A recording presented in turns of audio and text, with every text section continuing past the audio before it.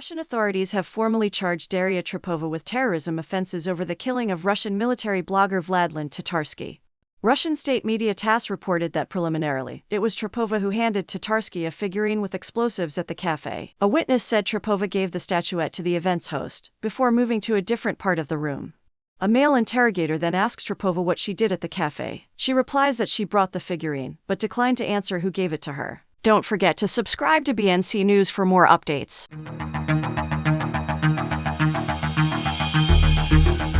Russian authorities have formally charged Daria Trepova with terrorism offenses over the killing of Russian military blogger Vladlen Tatarsky.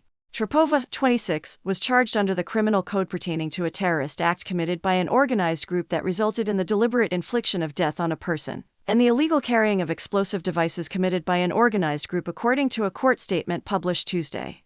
Tatarsky died in an explosion at a cafe in the center of St. Petersburg on Sunday, where he was appearing as a guest of a pro-war group.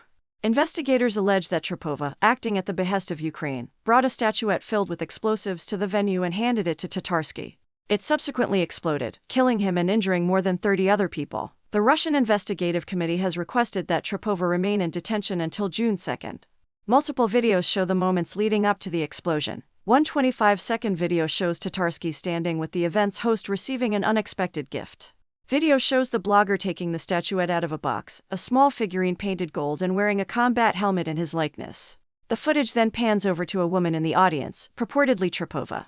Russian state media TASS reported that preliminarily, it was Trepova who handed Tatarsky a figurine with explosives at the cafe. A witness said Trepova gave the statuette to the event's host, before moving to a different part of the room. The video itself does not show her handing the statue to the host, and BNC is not able to independently verify the claims. Another clip, shot from further back in the room, appears to show an interaction between Trepova and Tatarsky before the blast. At one point Tatarsky calls her Nastya, not her real name. After the statuette is presented, she turns to return to her seat toward the back of the hall, but Tatarsky calls her to sit near the front, which she does. "Sit here or here. Sit over on the chair," Tatarsky said to her. "I'll sit over there. I am too shy," she replied. At least 32 people were injured in the blast, with 10 people in serious condition, state media RIA Novosti reported, citing the Russian Ministry of Health. Security cameras recording outside caught the explosion tearing through the building, blowing out the cafe's windows and frontage. No evidence has yet been presented about who carried out the bombing. Don't forget to subscribe to BNC News for more updates. Russia's Interior Ministry added Trepova to a wanted list following the explosion, and her arrest was announced on Telegram by the Investigative Committee of Russia shortly after. The ministry then released a video of the suspect in custody, identified by Russian authorities as Trepova. In the video, a male voice asks the woman if she understands why she has been detained. She replies in the affirmative, and said she was detained for being at the scene of the murder of Tatarsky. A male interrogator then asks Trepova what she did at the cafe. She replies that she brought the figurine, but declined to answer who gave it to her.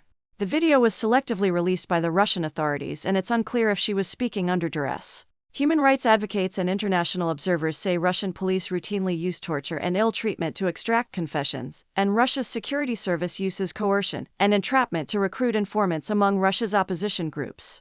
Trepova's husband, Dmitry Rylov, told an independent Russian publication that he is convinced his wife was framed. "She was really just set up and used," Rylov was quoted as saying by The Insider. According to Russian state news agency TASS, Trepova was arrested in the early days of Russia's war in Ukraine for demonstrating against it, and sentenced to 10 days in prison.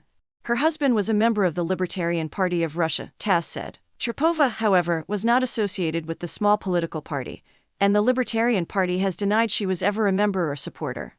Within Russia, suspicion has fallen on Ukrainian special services, informal Russian opposition groups, and associates of the jailed opposition leader Alexei Navalny, though his supporters have denied having anything to do with the explosion. Russia's Investigative Committee for St. Petersburg said it had opened a murder investigation but later reclassified the criminal case as a terrorist act, claiming that the planning and organization of the killing was carried out from the territory of Ukraine.